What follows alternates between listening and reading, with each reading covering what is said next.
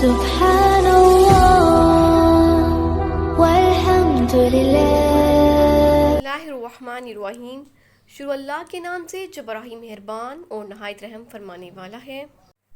یا معاشر الجنی، اے جنوں کی جماعت، والانسی اور انسانوں کی، علم کیا نہیں، یاتکم آئے تھے تمہارے پاس، رسول پیغمبر، منکم تمہیں میں سے، یقصون بیان کرتے تھے، علیکم تم پر، آیاتی میری آیتیں، وَيُنذِرُونَكُمْ اور ڈراتے تھے تم کو، لقاء ملاقات سے، یومکم دن تمہارے کی، ھذا اس۔ اے جنوں اور انسانوں کی جماعت، کیا تمہارے پاس ہمارے پیغمبر آتے نہیں رہے تھے جو میری آیتیں تم کو پڑھ پڑھ کر سناتے تھے اور اس دن کے سے ڈراتے نہیں تھے تمہیں؟ قالوا وہ کہیں گے، شاہدنا ہم گواہی دیتے ہیں، علی انفسنا اپنے نفسوں کی، وغرتہم الحیات الدنیا دھوکے میں ڈال دیا دنیا کی زندگی نے، وشہدوا اور گواہی دیتے ہیں، علی انفسہم اپنے نفسوں کی، انہم بے شک وہ کانوا تھے، کافرین کافر۔ تو کہیں گے کہ پروردگار ہمیں اپنے گناہوں کا اقرار ہے اور ان لوگوں کو دنیا کی زندگی نے دھوکے میں ڈال رکھا تھا، اب خود اپنی گواہی دیتے ہیں کہ ہم کفر کرتے رہے ہیں۔ تو قیامت کے دن سوال ہوگا، کیا تمہارے پاس ہمارے پیغمبر نہیں آئے تھے؟ تو یاد رہے کہ رسول جو سارے کے سارے تھے انسان ہی تھے، کوئی جن رسول نہیں تھا۔ جنات میں نیک لوگ جنوں کو نیکی کی تعلیم دیتے تھے، بدی سے روکتے تھے، لیکن رسول صرف انسانوں میں سے آتے رہے ہیں۔ ترمذی کی حدیث میں ہے کہ اس موقع پر جنات کو رسول پاک صلی اللہ علیہ وآلہ وسلم نے سورۃ الرحمن پڑھ کر سنائی تھی، جس پر ایک آیت سنفرغ لکم آیات الثقلین، یعنی اے جنوں انسانوں ہم صرف تمہاری ہی طرف تمام تر توجہ کرنے کے لیے عنقریب فارغ ہوں گے۔ پھر تم اپنے رب کی کس کس نعمت کو جھٹلا رہے ہو؟ تو الغرض انسانوں اور جنوں کو اس آیت میں کتاب کر کے شامل کیا ہے، ورنہ رسول تو صرف انسان ہی ہوتے ہیں۔ نبیوں کا کام یہی رہا کہ وہ اللہ کی آیتیں سنائیں اور قیامت کے دن سے ڈرائیں۔ اس سوال کے جواب میں سب کہیں گے، ہاں ہمیں اقرار ہے، تیرے رسول ہمارے پاس آئے اور تیرا کلام بھی پہنچایا اور اس دن سے ہمیں ڈرایا بھی تھا۔ اللہ فرماتے ہیں انہوں نے دنیا کی زندگی دھوکے میں گزاری، رسولوں کو جھٹلاتے رہے، معجزوں کی مخالفت کرتے رہے، دنیا کی آرائش پر جان دیتے رہے، شہوت پرستی میں پڑے رہے۔ قیامت کے دن اپنے زبانوں سے اپنے کفر کا اقرار کریں گے کہ ہاں ہم نے نبیوں کی نافرمانی کی۔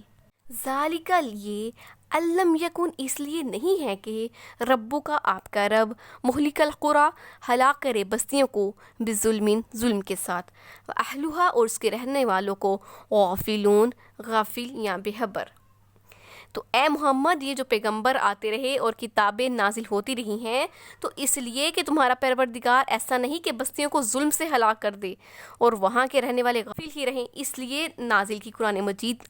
باقی آسمانی کتابیں اس لیے نازل ہوتی رہی، پیغمبر اس لیے آتے رہے تاکہ لوگ یہ نہ کہہ سکے کہ ہمیں کوئی بتانے والا ہی نہیں آیا تھا اور ہم تو غافل ہی ہلاک ہو گئے۔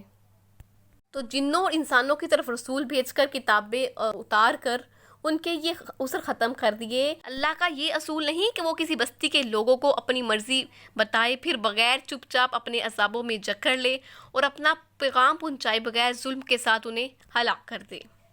اللہ تعالیٰ فرماتے ہیں من امت الا خلا فیہا نذیر، یعنی کوئی امت ایسی نہیں جہاں کوئی آگاہ کرنے والا نہ آیا ہو۔ اور آیت میں ہے ہم نے ہر امت میں رسول بھیجا کہ اے لوگو اللہ ہی کی عبادت کرو، اس کے سوا کسی کو شریک نہ ٹھہراؤ، ہر ایک کی عبادت سے بچو۔ اور جگہ ہے ہم رسولوں کو بھیجنے سے پہلے عذاب نہیں نازل کیا کرتے۔ تو سورۃ التبارک میں ہے جب جہنم میں کوئی جمائی جائے گی تو وہاں کے داروغے ان سے کہیں گے کہ کیا تمہارے پاس آگاہ کرنے والے نہیں آئے تھے؟ وہ کہیں گے آئے تھے۔ والی کلن اور ہر ایک کے لیے درجات درجے ہیں، مما اس میں جو عاملو وہ عمل کرتے رہے، وما اور نہیں ربو کا آپ کا رب بغافل غافل اما اس سے جو یعملون وہ کرتے رہے ہیں۔ اور سب لوگوں کے اللہ تعالیٰ نے درجے ہیں ان کے اعمال کے لحاظ سے مقرر کر رکھے ہیں، تو جو یہ کام کرتے ہیں اللہ تعالیٰ ان سے بے خبر نہیں ہے۔ ہر عمل کرنے والے کو اس کے عمل کے مطابق بدلہ ملے گا، نیک نیکی کا اور بد بدی کا بدلہ پائیں گے۔ ہاں وہ انسان ہو جن ہو، بدکاروں کے جہنم میں درجے ان کی بدکاری کے مطابق مقرر ہیں۔ تو جو لوگ خود بھی کفر کرتے ہیں اور دوسروں کو بھی اللہ کی راہ سے روکتے ہیں، انہیں عذابوں پر عذاب ہوں گے اور ان کے فساد کا بدلہ ملے گا۔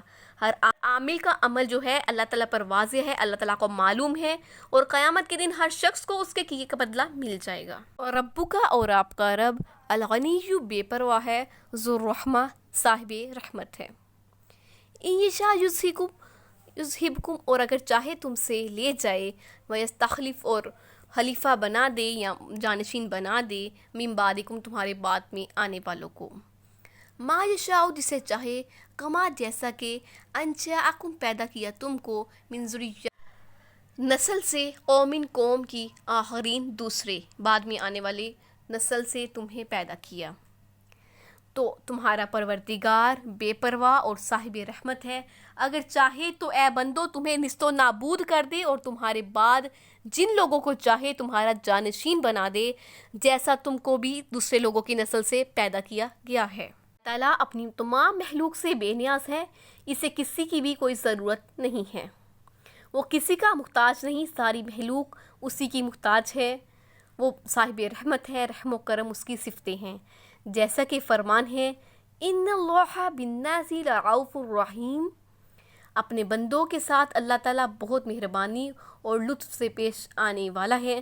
تو جو تم اس کی مخالفت کر رہے ہو تو یاد رکھو، اگر وہ چاہے تو تمہیں ایک دن میں تباہ و برباد کر دے اور تمہارے بعد ایسے لوگوں کو پیدا کرے جو اس کی اطاعت کریں، یہ اس کی قدرت میں ہے۔ تم دیکھ لو، اس نے باقی لوگوں کی جگہ پر تمہیں بھی پیدا کیا ہے، ایک کو مار ڈالتا ہے، دوسرے کو پیدا کر دیتا ہے، لانے لے جانے پر اسے مکمل قدرت ہے، جیسا کہ فرمان ہے، اگر وہ چاہے تو اے لوگو تم سب کو فنا کر دے اور دوسروں کو لے آئے، وہ اس پر قادر ہے۔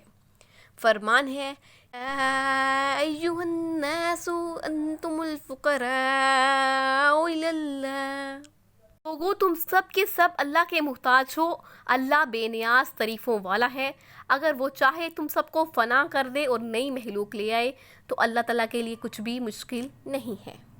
اور فرمان ہے، واللہ الغنی وانتم الفقراء، اللہ غنی ہے، تم سب فقیر ہو، تم نافرمان ہوگے تو وہ تمہیں بدل کر اور قوم لائے گا جو تم جیسے نہیں ہوں گے۔ انا بے شک، ما جو توعدون تم وعدہ کیے جاتے ہو، لآتٍ آنے والا ہے، ما اور نہیں، انتم ہو تم بمعجزین مغلوب، کچھ شک نہیں کہ جو تم سے وعدہ کیا ہے وہ آنے والا ہے اور تم اللہ کو مغلوب نہیں کر سکتے، تم عاجز نہیں کر سکتے۔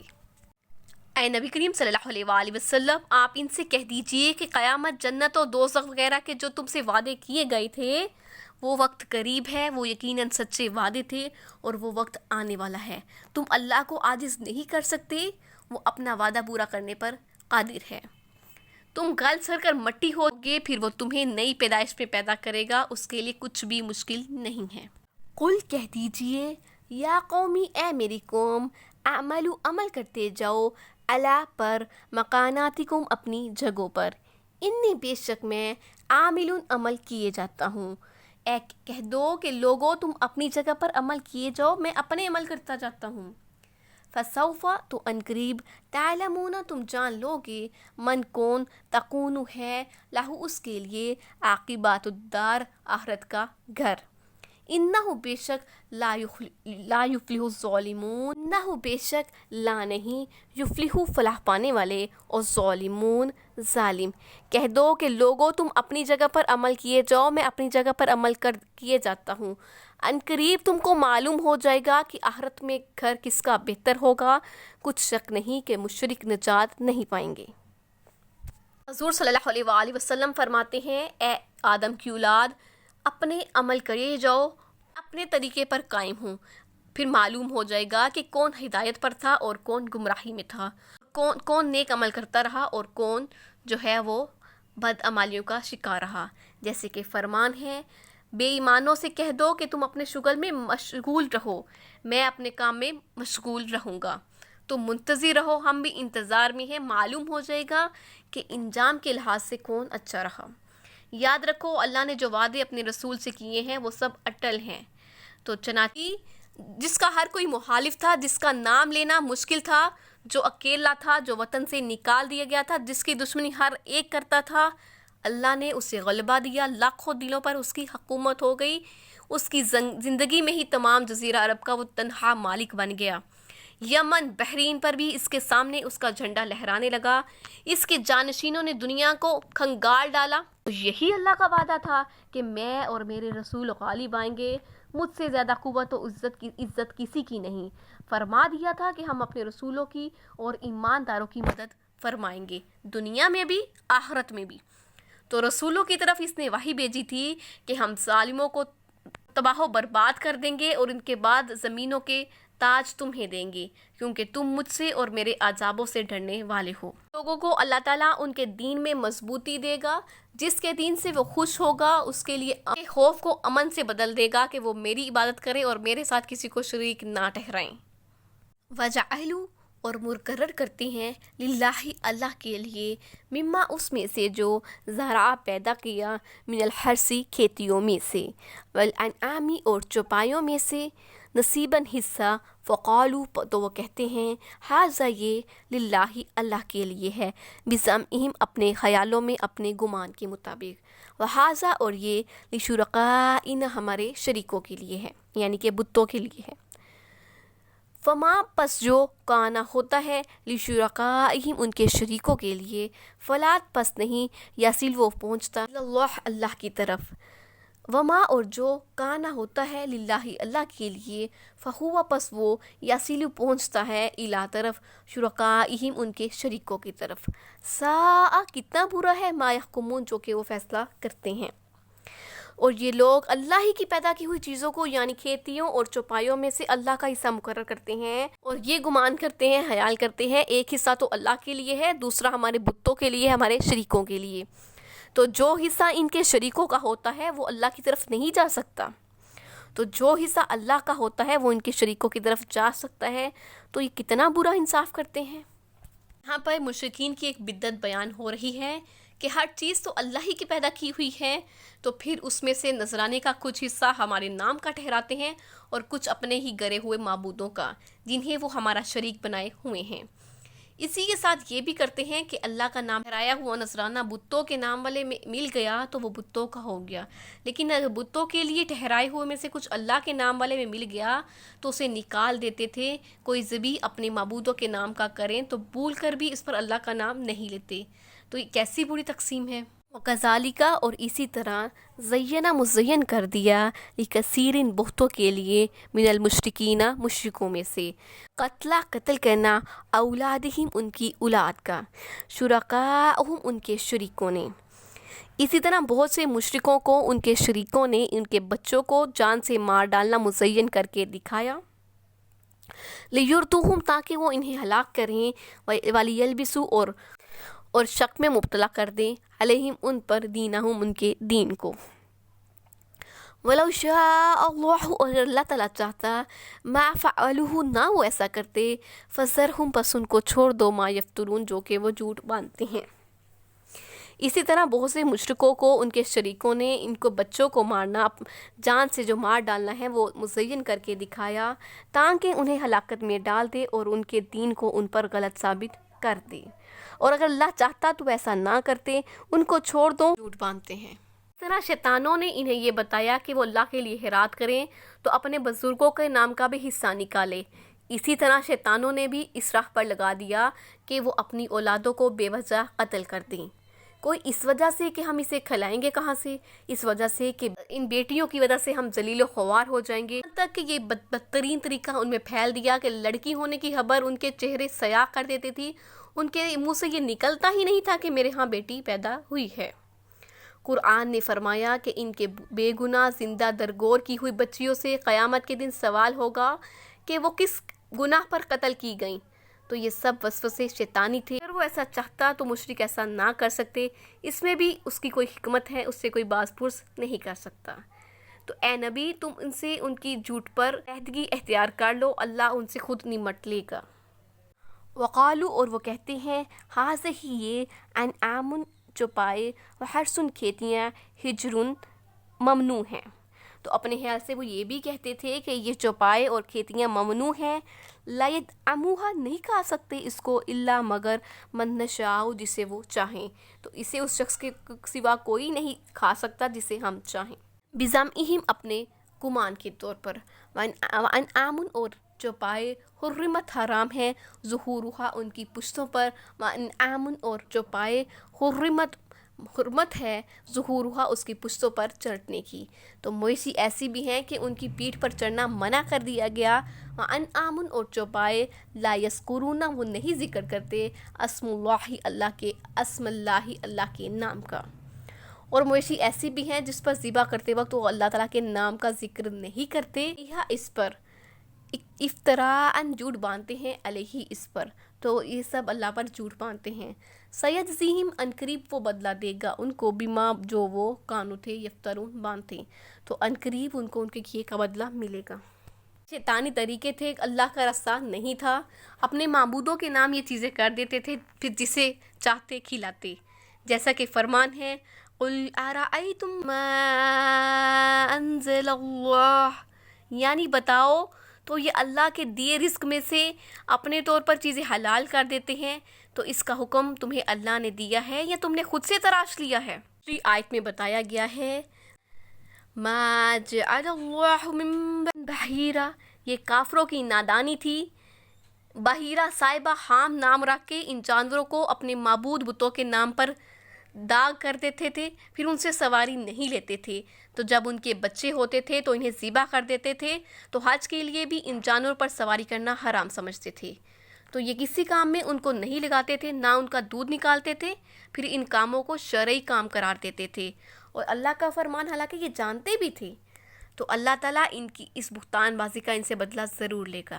قالو اور وہ کہتے تھے ما فی بطونی جو پیٹ میں ہیں ھذہ الانعامی اس جانور کے خالصات خالص ہے لذکورنا ہمارے مردوں کے لیے ومحرم اور حرام ہے علی ازواجنا ہماری عورتوں کے لیے. تو کہتے تھے کہ جو بچہ ان جانوروں کے پیٹ میں ہے وہ خالص ہمارے مردوں کے لیے ہے اور ہماری عورتوں کو اس کا کھانا حرام ہے. یکن اگر وہ ہوتا میتتاً مردہ فہم پس وہ فیہ اس میں شرکاء شریک ہیں. تو اگر بچہ مردہ پیدا ہو تو سب اس میں شریک ہیں. سیجزیہم تو عنقریب ہم ان کو بدلہ دیں گے وصفہم جو کہ وہ بیان کرتے ہیں. انہ بے شک وہ حکیم حکمت والا ہے, علیم جاننے والا ہے, بے شک وہ حکیم و علیم ہے.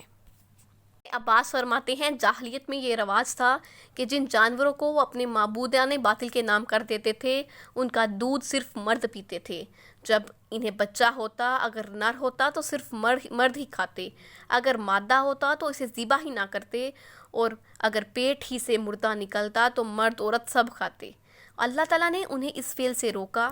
مرضی سے کسی کو حلال کرتے ہیں, کسی کو حرام کر دیتے ہیں, پھر اللہ کی طرف اس کو منسوب کر دیتے ہیں. تو اللہ ان کے سب اعمال کو دیکھنے والا ہے. قد تحقیق خسر الذین نقصان اٹھایا ان لوگوں نے قتلوا جنہوں نے قتل کیا اولادہم اپنی اولاد کو سفہم بے وقوفی سے بغیر علم بغیر علم کے وحرموا اور حرام کیا ما جو رزقہم اللہ رزق دیا ان کو اللہ تعالیٰ نے افتراءً جھوٹ باندھتے ہیں اللہ پر. تو جن لوگوں نے اپنی اولاد کو بے وقوفی سے ناسمجھی سے قتل کیا اللہ پر جھوٹ باندھتے ہیں اور اللہ تعالیٰ کی روزی کو حرام ٹھہراتے ہیں.